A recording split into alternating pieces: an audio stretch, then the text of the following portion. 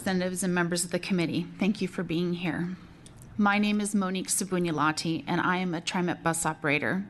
I'm currently on extended leave from work after being sexually assaulted by a passenger while I was operating a bus on July 28, 2016. I'm here today to request your support for House Bill 2717, which increases criminal penalties for people who assault bus operators like myself. As a transit bus operator, I endure a lot of unwanted touching by passengers. Thankfully, most of it is relatively harmless, a passenger putting their hand on my shoulder, benign touching like that nature. There are experiences that are harmful, being spat on by angry people, being shoved, slapped, and punched. Verbal harassment is seemingly part of the job description of a bus operator. Let me tell you a little bit about my own assault so that you can better understand how uniquely vulnerable bus operators are and how quickly our lives can be destroyed. As previously stated, I was sexually assaulted while belted in my seat and operating my bus last year. A well-dressed but otherwise unremarkable man boarded downtown Portland, paid his fare, said he wanted to go to Union Station, and began asking me questions. This wasn't anything out of the ordinary for my day. As we approached our final stop downtown, this man was the only one left on the bus. As I reminded him that this was the end of the line and thanked him for riding, his demeanor changed slightly.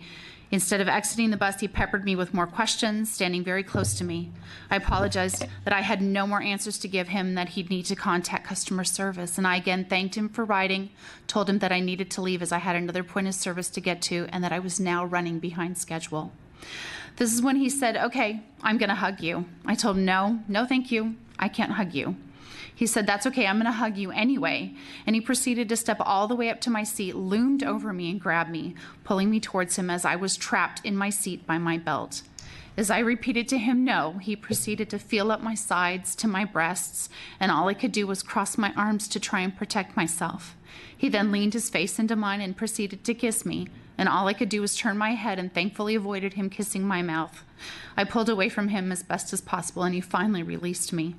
I felt helpless, dirty, nauseated, frightened, and I felt completely alone. I don't know why he stopped. I don't know why he suddenly left. Maybe he realized someone might show up and he'd get caught. I was completely dazed, and somehow I got to my next service point. I only had one trip left in my day, and as my talker was off my bus, I kept rolling because I was afraid to call dispatch. I was afraid that no one would believe me, and I was afraid of being disciplined or fired for not continuing on my route. Less than an hour later, I had a second volatile experience with a large group of men. None of them had fare, but I let them board because I knew that fare confrontations are one of the most common reasons for violent assaults against bus operators, and I didn't want more trouble. These men, rather than sitting down, became sexually lewd towards me and disruptive. When I got to my last stop, they refused to get off. They wanted to go further east. They came forward on the bus, and some of them continued to verbally sexually harass me.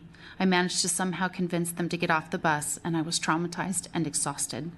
A few days later, I completely broke down.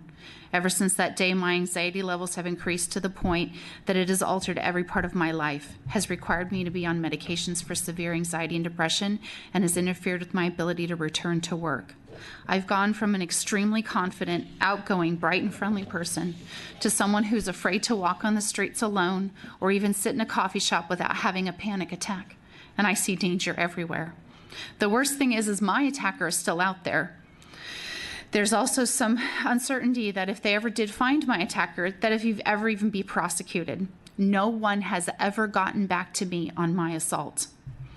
It is the lack of protection, the lack of general concern regarding bus operator assaults that brings me here today with my union brothers and sisters. I'm asking you to pass House Bill 2717. I'm not sure how much difference this bill will make in my life, and the damage is already done. But it is time for Oregon to tell bus operators that we care about their safety and that we take assaults on them seriously. Thank you for your